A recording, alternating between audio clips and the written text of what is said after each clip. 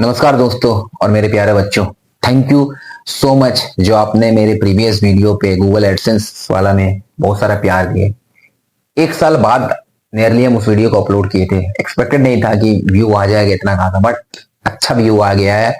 As I expected उससे बहुत ज्यादा ही व्यू आया था, तो thank you so much for that. Welcoming you to the JB foundation. आज 24 नवंबर, एक तरफ हम थोड़ा सा खुश है, बट एक तरफ पूरा इंडिया, एंटायर इंडिया थोड़ा सा दुखी में है, क्योंकि आज हमने अपना बहुत ही बड़ा लीजेंड एक्टर धर्मेंद्र सर को खो दिया है। आज हम बात करेंगे उनके लाइफ जर्नी के बारे में, थोड़ा डिस्कस करते हैं कि वो कैसे इंसान थे, क्योंकि जरूरी बन जाता है कि जब कोई अच्छे इंसान ऐसे हमारे बीच चाहते हैं तो उनके बारे में हमें बात करना, उनके बारे में हमें पता होना चाहिए, क्योंकि आज के जनरेशन को शायद पता भी नहीं होगा कि धर्मेंद्र सर कौन थे। बट हाँ, सनी देओल को तो जानते होंगे, और अभी जो लॉर्ड बॉबी देओल को तो सब जानते हैं, क्योंकि उनका कमबैक एनिमल में हुआ था। तो ये दोनों उन्हीं के बेटे हैं, धर्मेंद्र सर के बेटे हैं।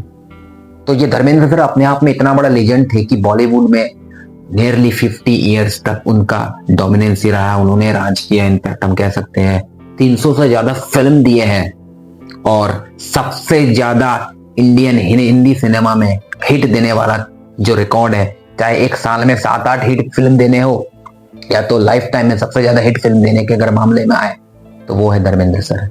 तो आइए हम देखते हैं कि उनका बर्थ कहाँ हुआ था, उनका जर्नी कैसा रहा, वो क्यों हमारे लिए कहीं ना कहीं एक तरह का इंस्पायरिंग हो सकते हैं।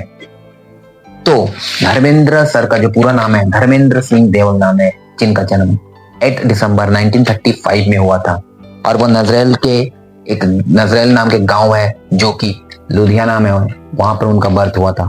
फिर उन्होंने स्कूलिंग भी वहीं आसपास गांव से किया, सैनेवाल से स्कूलिंग किया, जिनका नाम था लल्टॉन कलान स्कूल। और वहां पे उस स्कूल में उनके फादर जो थे, he was the headmaster of that school. तो मैट्रिक तक उन्होंने वही स्कूल में अपनी पढ़ाई की, और फिर उसके बाद उन्होंने अपनी जो ग्रेजुएशन की पढ़ाई, डिग्री पढ़ाई की, कॉलेज की पढ़ाई, वो फगवाड़ा रामगढ़िया कॉलेज से उन्होंने अपनी पढ़ाई की।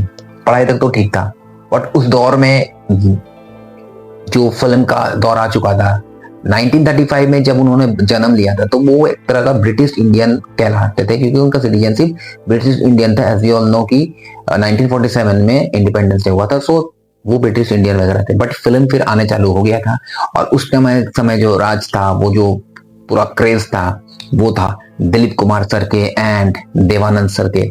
तो दिलीप कुमार सर से ये हमारे धर्मेंद्र सर बहुत ही ज्यादा इंस्पायर थे। तो उन्होंने वहां पर जब अपना स्कूलिंग के टाइम पे, कॉलेज के टाइम पे उन्होंने फिल्म देखा थिएटर में, पहली बार थिएटर में फिल्म देखे, तो दिलीप सर का फिल्म लगा हुआ था। तो देख के अपने आप को काफी ज्यादा इंस्पायर्ड फील किया कि हमको अब तो फिल्म में जाना है, दिलीप सर का जैसा बनना है। फिर उन्होंने कॉलेज के बाद मुंबई में शिफ्ट किया, मुंबई में गए, वहां कुछ ट्राई किया, बट वहां पर कुछ हुआ नहीं। फिर सोचे कि ऐसा कुछ शायद मेरे लिए बना ही नहीं होगा, वापस आ गए अपने लुधियाना में, अपने गांव में। फिर वहां पर कंपनी में जॉब करने लगे, ड्रिलिंग कंपनी में अपने जॉब कर रहे थे। जब ऐसे ही चल ही रहा था, लाइफ में लगा कि कुछ ऐसा हो नहीं सकता, तो उन्हें एक अपॉर्चुनिटी मिला, और वो अपॉर्चुनिटी था फिल्म फेयर की तरफ से एक कंपटीशन ऑर्गेनाइज किया गया था कि जो विनर होंगे उनको डायरेक्टली फिल्म फेयर के मैगजीन में भी उनको दिया जाएगा, एंड देन उनको एक फिल्म भी मिलने वाली थी। तो जैसे ही धर्मेंद्र सर ने ये चीज देखा कि भाई फिल्म फेयर की तरफ से इस तरह का पहले ऐसे कंपटीशन होते रहता था, फिल्म फेयर को तो आज हम भी जानते हैं, बट ये तो बहुत पहले से था। तो इस कंपटीशन में पार्ट लेने के लिए वो वापस से फिर से मुंबई गए, एंड इस कंपटीशन में पार्ट लिया। पार्ट लेने के बाद किस्मत देखो, फर्स्ट तो नहीं आया, सेकंड प्राइज आया, सेकंड हुए। जो फर्स्ट थे वो मनोज कुमार थे, बट ये होता है ना कि हम जानते हैं कि फर्स्ट को शायद कोई याद तो रखता है, बट ठीक है, बट ज्यादा टैलेंटेड, ज्यादा पॉपुलैरिटी आपको सेकंड थर्ड आने पे ही मिलता है। इसका मतलब ये नहीं कि हम सेकंड थर्ड, बट यही होता है कि ये टैलेंट हंट में ये फर्स्ट तो नहीं आया था, बट सेकंड थे। तो अकॉर्डिंग टू दैट उसे एक पिक्चर बनने तो वाला था, बट उन्हें पिक्चर वो कभी बनाई नहीं, वो पिक्चर मिला ही नहीं। बट बड़ा ब्रेक मिला, दैट इज 1960 में उनको पहला पिक्चर मिला, और उसका नाम था दिल भी तेरा हम भी तेरे। ये पहला मूवी मिला उनको, सिर्फ 51 रुपीज का सैलरी था। पहला मूवी तो उतना अच्छा चला नहीं, बट मूवी में थोड़ा सा रिकॉग्नाइजेशन मिला कि हाँ कोई इस नाम का है। फिर नेक्स्ट ईयर एक और मूवी आया 61 में, दैट्स 16 और शबनम। ये मूवी ठीक ठाक था। उसके बाद फिर अगला मूवी आता है बंदनी, एंड वो मूवी इतना अच्छा था कि वो नेशनल फिल्म फेयर अवार्ड में नॉमिनेटेड थे। ठीक है। एंड उसके बाद फिर एक और फिल्म आता है आई मिलन की बेला, जरूरी बात करना चाहता उसमें उन्होंने नेगेटिव रोल किया था। जैसे शाहरुख खान को भी स्टारडम मिला था नेगेटिव रोल में, दीवाने में एज अ नेगेटिव रोल किए थे, एंड किरण नेगेटिव रोल किए थे, वहीं से उनको पॉपुलैरिटी मिला था। तो धर्मेंद्र सर का भी कुछ ऐसा ही था। उस मूवी में उनको फिल्म फेयर सपोर्टिंग रोल का अवार्ड भी मिला था। फिदा एक मूवी आया था हकीकत 1964 में, उसमें ये जो पैट्रियोटिक एक गाना था, कर चले हम फिदा जाने तन साथियों, तो ये जो मूवी में जो सिंगिंग था मोहम्मद रफी सर के थे, इससे उनको ज्यादा पॉपुलैरिटी मिला था।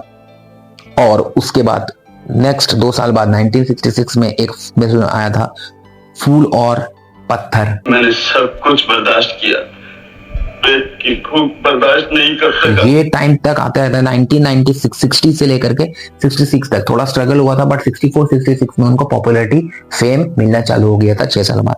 और वो हो भी क्यों ना, क्योंकि एक तो बॉडी, अभी तो हम लोग जानते हैं सलमान खान की इंडियन इंडस्ट्री में बॉडी बिल्डिंग जो कि लाए थे, जिम वाला ट्रेंड जो सलमान खान सर लाए थे। बट अगर हम नेचुरल फिजिक्स की बात करें, एकदम प्रॉपर फिजिक्स की बात करें, कोई भी आर्टिफिशियल नहीं, कोई जिम वाला सीन नहीं था, वो धर्मेंद्र सर के थे। धर्मेंद्र सर को ही मैन ऑफ द बॉलीवुड और दोस्ती के मिसाल वीरू नाम से सब जानते हैं। राजेश खन्ना सर अपने जोन में आ गए थे, राजेश खन्ना सर का पूरा क्रेज था। तो ये ऐसा था कि उस टाइम जब ये धर्मेंद्र सर अपना चल रहे थे, स्टारडम आ ही रहा था, तो राजेश खन्ना सर भी अपने पीक पे थे। बट बाकी और अलग अदर स्टार की बात करें, जैसे राजकुमार की बात करें, या तो फिर हम राज कपूर सर की बात करें, या दिलीप कुमार या देवानंद सर की बात करें, तो इन लोगों को सब इफेक्ट हुआ था। बट एकमात्र जो धर्मेंद्र सर थे उनको इफेक्ट नहीं हुआ, वो अपने जोन में थे और उनको उनसे कोई प्रॉब्लम नहीं था, क्योंकि धर्मेंद्र सर तो फिर एक्शन मूवी टाइप करने लगे थे, एक्शन में थे, और अपने जो राजेश खन्ना सर थे वो तो लव रोमांटिक में थे। तो ये एक्शन का अब इंसान को नया नया टेस्ट आने लगा था कि एक्शन मूवी पसंद आएगा। और उन कुछ साल बाद एक्शन के दौर चल ही रहा था कि अमिताभ बच्चन सर का भी डेब्यू हुआ और अमिताभ बच्चन सर दूसरे इसमें आ गए। अब इंसान को रोमांस से ज्यादा एक्शन में पसंद आने लगा। और जैसे कि हम जानते हैं अमिताभ बच्चन और धर्मेंद्र सर का जोड़ी शोले में सबने देखा, जय वीरू की जोड़ी, तो धर्मेंद्र सर तब से वीरू कहलाए, द एग्जाम्पल ऑफ फ्रेंडशिप उन्होंने दिखाया। रियल लाइफ में शोले में कुछ और था, जिसमें अमिताभ बच्चन सर को पहले डेथ कराया गया। तो शोले का एक्चुअली रिलीजिंग डेट था 15 अगस्त 1975। बट उस टाइम 2 सप्ताह पहले 2 सप्ताह उतना अच्छा रिस्पॉन्स नहीं मिला। तो जो उनके डायरेक्टर ने था, तो डायरेक्टर सोचा कि भाई एक मूवी शायद क्लाइमैक्स में जो अमिताभ बच्चन का डेथ हो वो शायद पसंद नहीं आ रहा, तो हम उस क्लाइमैक्स को चेंज करके कुछ और शूट करते हैं। नेरली शूट करने के लिए पूरा प्लान था, कर दिए।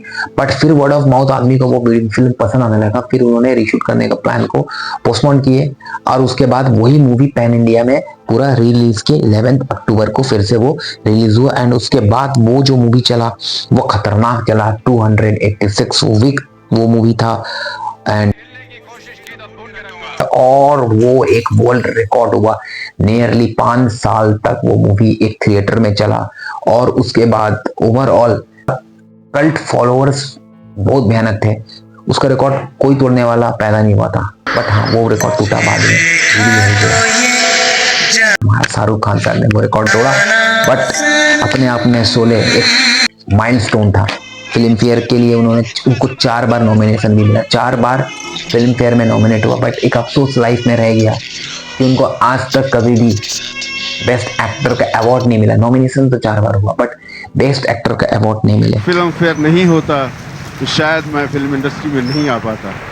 देखिए, मैं हर साल, मुझे 37 साल हो गए, मैं हर साल सूट सिलवाता था, उसकी मैचिंग टाई ढूंढता था कि शायद मुझे अवार्ड मिल जाए लेकिन नहीं मिला, कभी नहीं मिला। कुछ जो पॉपुलर मूवी थे, शोले, चुपके चुपके, यादों की बारात, और अपने पर्सनल लाइफ की बात करें, वो पर्सनल लाइफ मस्त टाइप का इंसान था। मतलब कि स्टारडम इतना बड़ा था, सोचो किसी को 300 से ज्यादा फिल्म बनाए हैं और इतना बड़ा स्टार अपने आप में। बट लाइफ में देखेंगे सिंपलिसिटी, कि इतना अच्छा था कि किसी से भी मिलते थे। अब उनका कितना वीडियो देख सकते हो, कितना हम्बल इंसान थे। सलमान खान सर से हो मिलना या किसी से भी मिलना, कितना पोलाइट मिलते थे। पॉलिटिकल करियर भी उनका बहुत अच्छा था। पर्सनल लाइफ की बात करें तो 2 शादियां थी, पहले प्रकाश कौर जिनसे हम लोग जो जानते हैं 4 बच्चे थे, and Bobby Deol, Sunny Deol, the both brothers are from the same mother, और दोनों अपने आप में सुपरस्टार है। एंड दूसरी हेमा मालिनी जी के साथ क्योंकि हम भी रामगढ़ ही जाएंगे। तो ये उनकी पर्सनल लाइफ थी। हाँ, और एक कुछ बैड हैबिट हम बोल सकते हैं, ड्रिंकिंग बहुत ज्यादा करते थे। ऐसे माना जाता है कि एक एक बार में वो 12 to 15 बोतल पी जाते थे। ये मैंने विकिपीडिया में देखा था। तो काफी ड्रिंकिंग करते थे। केबीसी वगैरह में भी आए हुए हैं और भी शोज में, तो उनमें भी वो ओपनली बोलते हैं कि यह हम करते थे। बट उन्होंने 2010 में अल्कोहल को क्विट किया। फिर अल्कोहल एकदम नहीं पिए, बिकॉज तब उनको लगा कि हाँ शायद हम अपने हेल्थ को प्रोटेक्ट कर सकते हैं। बट बैड हैबिट था, चलो एटलीस्ट वो छूट गया। तो ये कहानी थी उनकी। और अभी सुनने में आ रहा है कि अभी शोले फिर से री रिलीज होगा विद अ न्यू क्लाइमैक्स। तो होप सो कि उस क्लाइमैक्स में अमिताभ बच्चन फिर से रहे। तो दिसंबर को ही वो आने वाला है। लास्ट जो मूवी है 21 एक मूवी है जो रिलीज होने वाला है थिएटर में 2025, मतलब इसी साल वो मूवी भी आएगा। धर्मेंद्र सर की लास्ट मूवी है। तो जो भी लाइफ हिस्ट्री है धर्मेंद्र सर की, उनमें लेसन्स क्या मिलता है हमें देखने को। तो लेसन ये है कि इंसान, हम लोग कोई भी इंसान के बारे में बात क्यों करते हैं, या तो इतना बड़ा लेजेंड, कोई इतना बड़ा स्टार अगर कोई है, वो स्टार होने के बाद भी लाइफ को एकदम सिंपल जिए। वो अपने फार्म हाउस में खेती बाड़ी करते हुए लाइफ को जीते थे। इंसान को कभी भी किसी तरह का मदद दो हो अगर चाहिए होगा तो बिंदास अपने मदद करने के तैयार थे।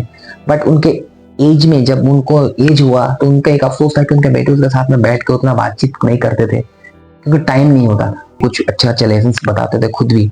और इतने भी एज में सिंपलिसिटी, जैसे गांव में लोग रहते हैं ना, खुली हवा में, प्रकृति के स्पर्श पे, in contact with the nature, वैसे ही रहते थे। और फिर अगर कोई भी लोग इसको पता चले कि पंजाब से कोई भी अगर स्ट्रगल करते हैं, मुंबई में आ रहे हैं, तो वो उनसे बिंदास मिलते थे, बिंदास ऑटोग्राफ करते थे। कभी ऐसा नहीं कि जैसे कि रानू मंडल जैसा कि थोड़ा सा क्या फेम मिल गया तो भाई तुम ऐसा है, तुम ऐसा है, वैसा नहीं करते थे। तो भाई हमारे लिए लेसन क्या है कि आज हम पढ़ रहे हैं या फिर हम अपने लाइफ में भी स्ट्रगल कर रहे हैं, आप स्ट्रगल कर रहे हैं, हम कोई भी एक पोजीशन में कभी भी फ्यूचर में पहुंचेंगे, तो यार अपना जो रूट होता है ना, कि जहां से हम शुरुआत की है, उस चीज को नहीं भूलना है। क्योंकि यार कितना भी बड़ा स्टार हो, कुछ भी हो, आज उनका डेथ हुआ, कल हमारा होगा, कल आपका होगा। भाई कितना भी बड़ा हो, चाइल्डहुड, फिर हम लोग यंग एज में, एंड देन ओल्ड एज में, सबको आना है, एक ना एक दिन सबको आना है।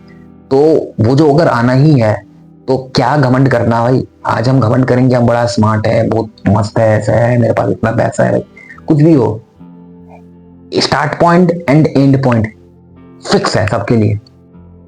शुरुआत जहां से किए थे ऐसा बच्चा, एंड एंड पॉइंट जैसा ओल्ड, ये सबके लिए ना फिक्स है। कितना भी पैसा हो, ये कोई भी इसको टाल नहीं सकता। सिंपल बात है। तो और क्या ही बोले, ठीक है, फिर करो, काम चल रहा है, कुछ प्लानिंग वगैरह कर रहे हैं, कुछ दिखाना है, कुछ चीज हम अरेंज किए है करने के लिए और उस पर काम कर रहे हैं। So love you guys all, तब तक के लिए चलो बाय। चल दिया इस तरह राहों में तू मुझे पीछे छोड़, चल